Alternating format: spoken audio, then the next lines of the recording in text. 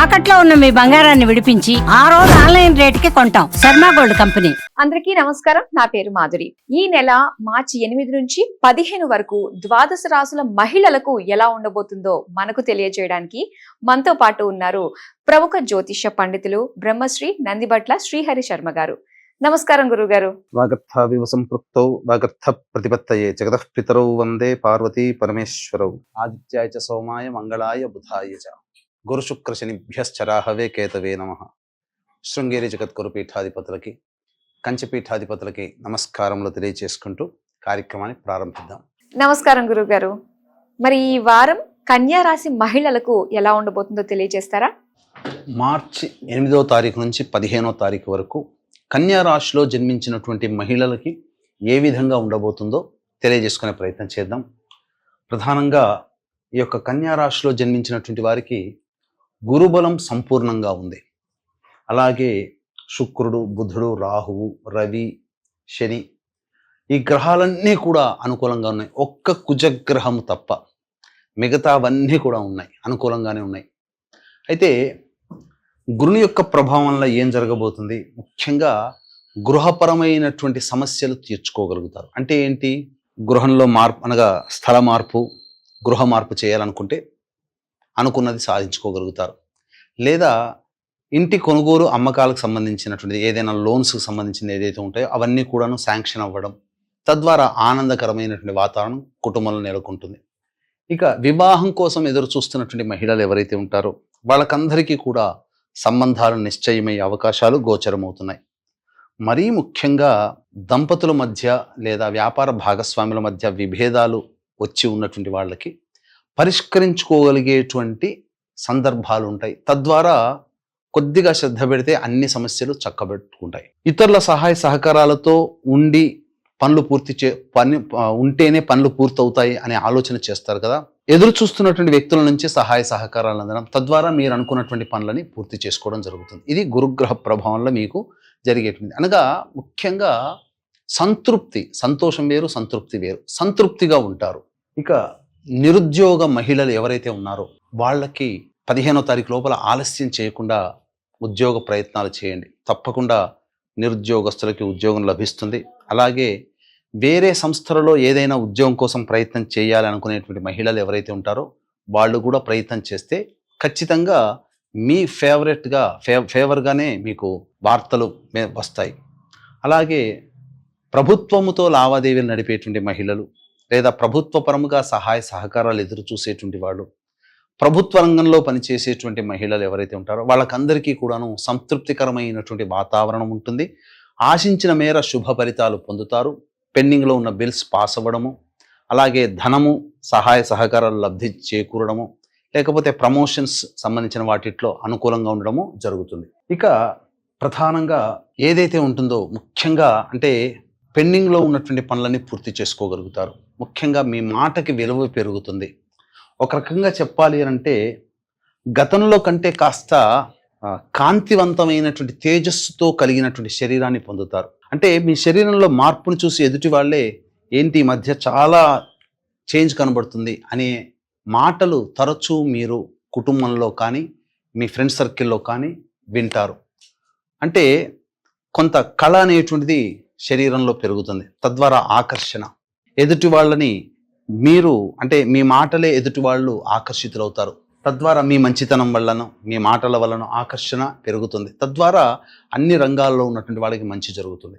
కాకపోతే ఎన్ని ఉన్నా అల్లున్నట్లో శని అన్నట్టు చంద్రుడికి ఒక మచ్చ అన్నట్టుగా ఒక్క కుజుడు మాత్రము మీకు ఇప్పటి వరకు చెప్పినటువంటి యోగాలు ఏవైతే ఉన్నాయో అవన్నీ ఆ కుజుడు మాత్రం మింగేస్తాడు. కాబట్టి ఈ కుజుడి వ్యవహారంలోనే జాగ్రత్తలు పాటించాలి. ఎందుకనంటే కాలము కలిసి వస్తున్నటువంటి సందర్భంలో, అంతగా అనుకూలంగా ఉన్నటువంటి సందర్భంలో మనకు ఎదురు లేదనేటువంటి ఒక ధైర్యము కావచ్చు, లేకపోతే మొండితనం కావచ్చు, కొన్ని నిర్ణయాల్లో కొన్ని పరిస్థితుల్లో అతి మొండిగా ఉండడం వల్ల మీకు ఇబ్బందులు, ఈ కుజుడు కొంత ఇబ్బందులు, చిన్న చిన్న విషయాలకి చిరాకు పడడం అనేటువంటిది తరచూ జరగడం వల్ల చాలా మటుకు అవకాశాలు, మంచితనం ఉన్నప్పటికీ కూడా కోల్పోతారు. కాబట్టి ఏమీ లేదు, తొందరపాటు నిర్ణయాలు తీసుకోకండి. అలాగే ప్రధానంగా మీ ఆరోగ్యం పట్ల శ్రద్ధ వహించాల్సినటువంటి పరిస్థితి. అన్నిటికంటే మించి దుందుడుకు స్వభావం అనేటువంటిది పనికి రాకుండా చూసుకోవాలి. దుందుడుకు స్వభావం పనికిరాదు. ఇప్పుడు చెప్పినటువంటి నెగిటివ్ని మీరు కంట్రోల్ చేసుకోగలిగితే మిగతా గ్రహాల యొక్క అనుగ్రహాన్ని సంపూర్ణముగా పొందిన వాళ్ళు అవుతారు. అయితే ఒక్క రియల్ ఎస్టేట్, రైతులు మరియు ఎలక్ట్రానిక్స్ అండ్ ఎలక్ట్రికల్ రంగంలో ఉన్నటువంటి వాళ్ళు, న్యాయవాద వృత్తిలో ఉన్నటువంటి వాళ్ళు తప్ప మిగతా అన్ని రంగాలలో ఉన్నటువంటి వాళ్ళకి అద్భుతమైనటువంటి ధన ఆదాయము ఉన్నది. వ్యాపార లావాదేవీలు చాలా చక్కగా ఉంటాయి. వృత్తుల్లో ఉన్నటువంటి వాళ్ళకి చాలా బాగుంటుంది. అయితే దైనందిన కాలంలో 8వ తారీఖు నుంచి 15వ తారీఖు వరకు ప్రతిరోజు ఏ విధంగా ఉండబోతుందో తెలుసుకునే ప్రయత్నం చేద్దాం. 8, 9, 10, 11 ఈ 4 రోజులు చక్కటి యోగదాయకమైనటువంటి పరిస్థితులు ఉంటాయి. 8, 9 తారీఖుల్లో చికాకుతో కూడుకున్నటువంటిది కోపోద్రిక్తమైనటువంటి వాతావరణంలో ఉన్నప్పటికీ 10, 11 తారీఖుల్లో మాత్రం అసలు అన్ని వర్గాలలో ఉన్నటువంటి మహిళలకి ధనాదాయం చాలా చక్కగా ఉంటుంది. మీకున్నటువంటి సమస్యల్ని పరిష్కరించుకోగలుగుతారు. అన్ని విధాలుగా సంతోషంతో జీవితాన్ని గడుపుతారు. 12, 13, 14 తారీఖులు మాత్రం ఏమాత్రం అనుకూలంగా లేవు.